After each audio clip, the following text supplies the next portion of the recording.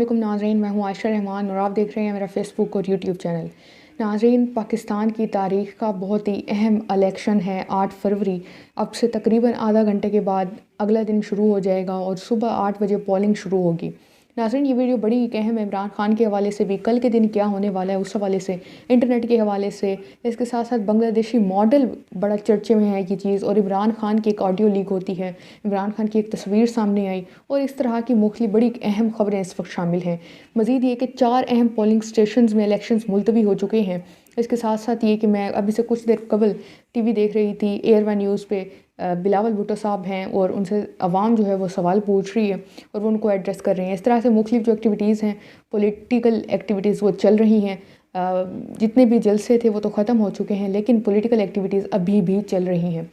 सबसे पहले खबर की जानिब बढ़ते हुए मैं आपको बताते चलूँ तो इमरान खान साहब ने वोट कास्ट कर दिया है। जी हाँ नाज़रीन, अब से कुछ देर कबल ही ये बड़ी अहम अपडेट सामने आई जिसमें ये बताया गया है कि इमरान खान साहब ने वोट कास्ट किए हैं। उनके साथ शेख रशीद साहब ने भी वोट कास्ट कर दिया है। मज़ीद ये कि 40 मज़ीद कैदियों के भी वोट लिए गए, उनके भी वोट कास्ट कराए गए। नाज़रीन, ज़राए के मुताबिक साबिक़ वज़ीर आला पंजाब चौधरी परवेज़ इलाही ने भी पोस्टल बैलेट पर वोट कास्ट किया, जबकि जेल इंतज़ामिया को डिमांड किए गए पोस्टल बैलेट के मुकाबले में सिर्फ 15 पोस्टल बैलेट अरसाल किए गए हैं। इसके साथ साथ ये कि इमरान खान, परवेज़ इलाही और शेख रशीद जो हैं, इमरान खान और परवेज़ इलाही साहब ने तो वोट कास्ट कर दिया है, लेकिन शेख रशीद और शाह महमूद जो हैं वो वोट से महरूम हैं, वो कास्ट नहीं कर सके। इसके साथ बुशरा बीबी भी अपना वोट कास्ट नहीं कर सकें।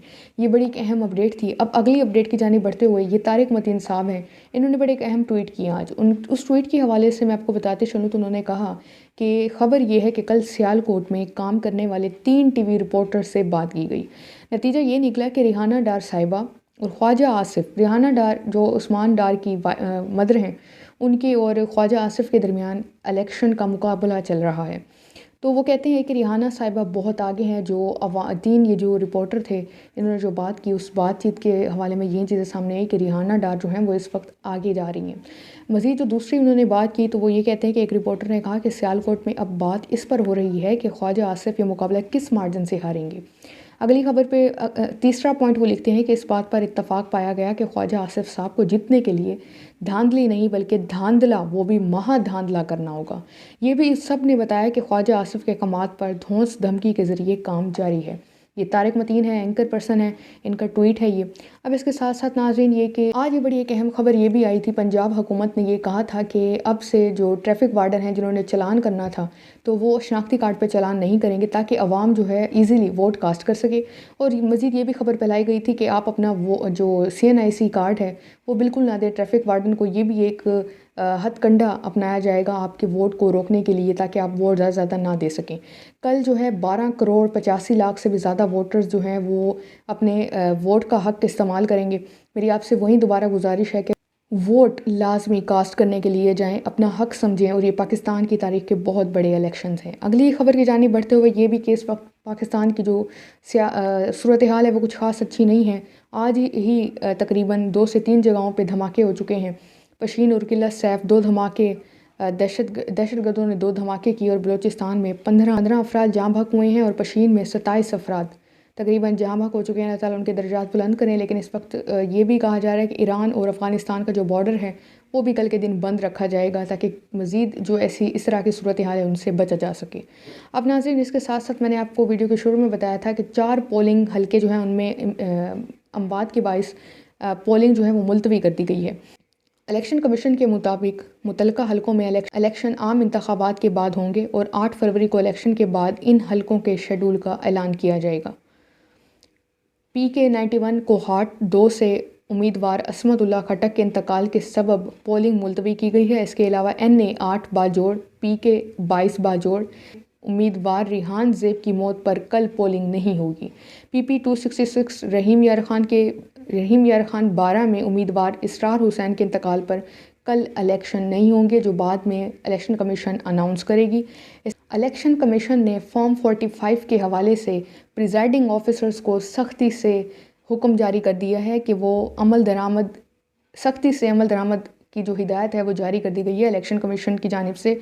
फॉर्म 45 जो है फॉर्म 45 उसके हवाले से chief election commissioner Sikandar Sultan Raja का कहना था कि प्रिजाइडिंग ऑफिसर फॉर्म 45 पर खुद और पोलिंग एजेंटों से दस्तखत कराएंगे।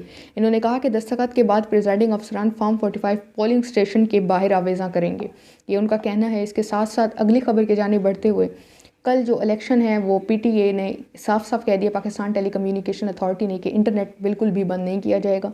लेकिन फिर वही बात चल रही है, मैं मुख्तलिफ इंटरव्यूज़ देख रही थी मुख्तलिफ सहाफ़ियों के, तो उनका कहना ये है कि इस वक्त ये मुमकिन नहीं है कि इंटरनेट बंद ना हो। अगर इंटरनेट बंद नहीं होता तो फिर मुख्तलिफ जो वीडियोज़ हैं वो भी सर्कुलेट करेंगी, तो उनको रोकने के लिए मे भी इंटरनेट बंद किया जाए।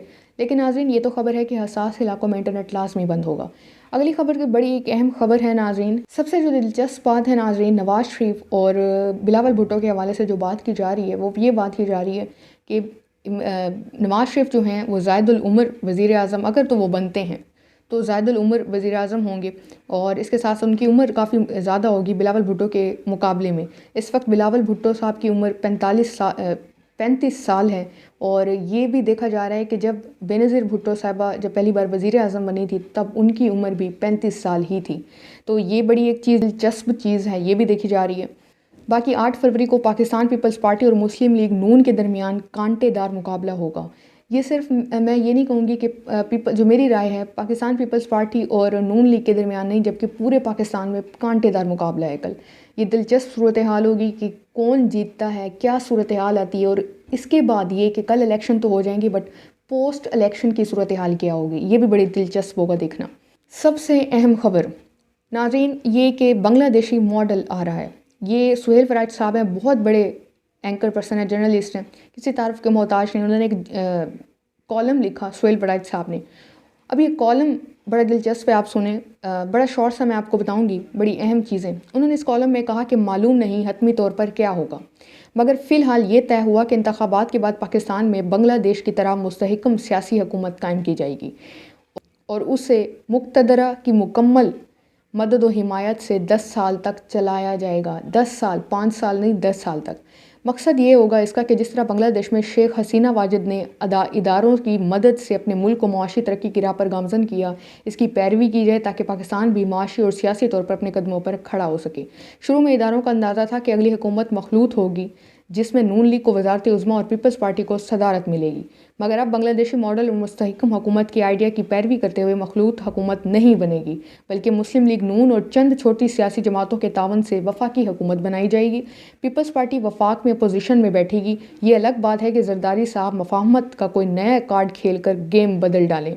इदारों का अंदाज़ा ये है कि 8 फरवरी के इंतखाबात में नून लीग बासानी 100 से 110 नशिस्तें, जबकि पीपल्स पार्टी 50 से 55 नशिस्तें लेगी।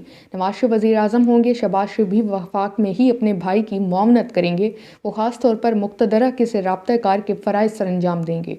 पंजाब और बलूचिस्तान की सूबाई हुकूमत भी नून लीग के हिस्से में आएगी। नून लीग की पंजाब की वज़ारत आला की उम्मीदवार मरीम नवाज़ शरीफ हैं।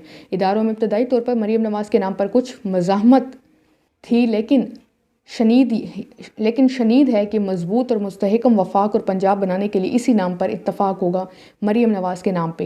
ये बड़ा एक लंबा चौड़ा एक आर्टिकल है, आप इसको जाके पढ़ लें खुद भी, लेकिन बड़ी दिलचस्प इसमें बात की गई है जो बांग्लादेशी मॉडल के हवाले से बात की जा रही है कि 10 साल तक इस हुकूमत को चलाया जाएगा और बांग्लादेशी निज़ाम लेके आया जाएगा ताकि हमारे पाकिस्तान भी मुस्तहकम हो सके, सियासी तौर पर भी और मुआशी तौर पर भी। अगर आप खुद भी देखें नाजरीन, इस वक्त आप जाके मुख्तलिफ करेंसीज़ को सर्च करें तो $1 लिखें, पाकिस्तानी रुपये में कन्वर्ट करें डॉलर को या यूरो को या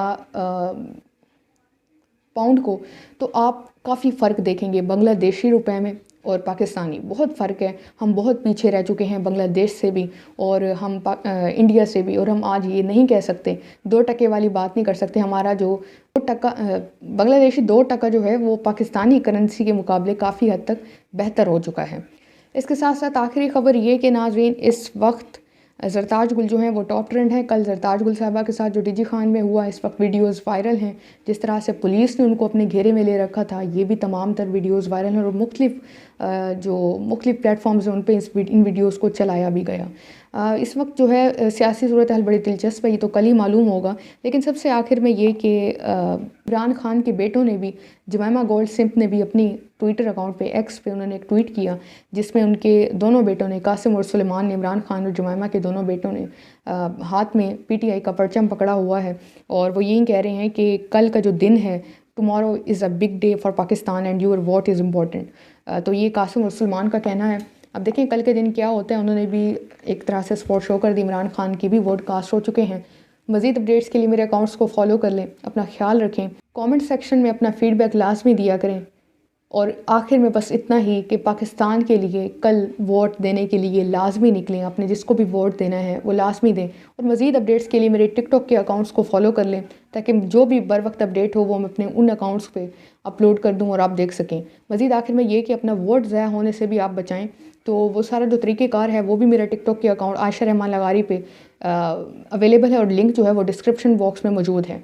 तो जाके वो भी वीडियोज़ देख लें ताकि आपका वोट ज़ाया ना हो सके। अपना ख्याल रखें। अल्लाह हाफ़िज़।